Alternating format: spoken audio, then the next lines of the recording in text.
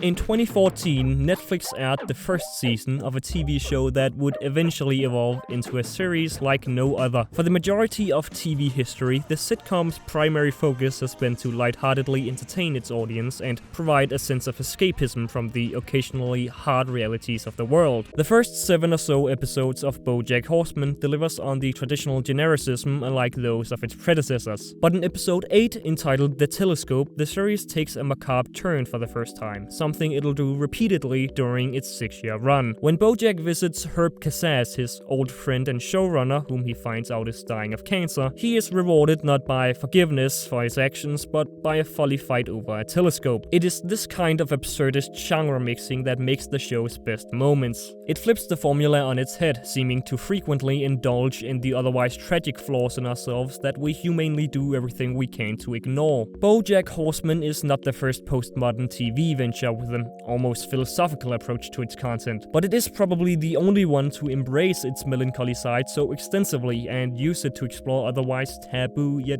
very human topics, which is kind of ironic, you know, because he's a horse. The program is an ingenious balancing act of hilarity and earth-shattering seriousness. The tragic tone that Bojack often brings to the table is evened out by a cast of memorable and distinctive characters, and it's when these characters embrace that same melancholy tone that you really know shit is going down. What sets it apart from many of its contemporaries is its mixing of these tragic yet comedic moments. But instead of attenuating these melancholy feelings, the humor manages to enhance it. The different animals represent different generalizations and personality types, leading to some hilarious background jokes. The humor is brilliantly creative. It's full of inventive gags and spoofs, but what kept me watching and rewatching was the artistry, and hopefully other artists will follow in its footsteps. From the show aired in its 6 seasons from 2014 to now, in 2020, we have seen the inclusion of countless guest stars in an already amazing cast. In 6 years, we have seen some of the all-time best episodes of television, with an incredible entourage of thought-provoking concepts. My personal favorites being the episodes Free Churro and Time's Arrow, both of which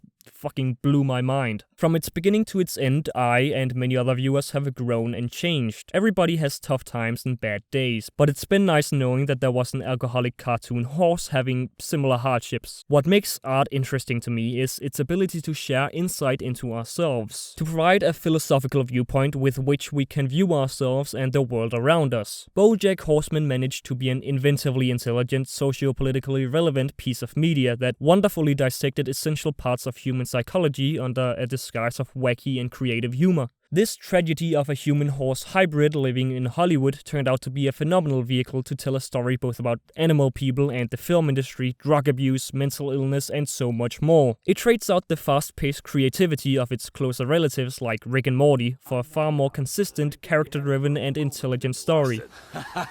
Oh well, it was nice while it lasted, right? Sure. It was nice while it lasted.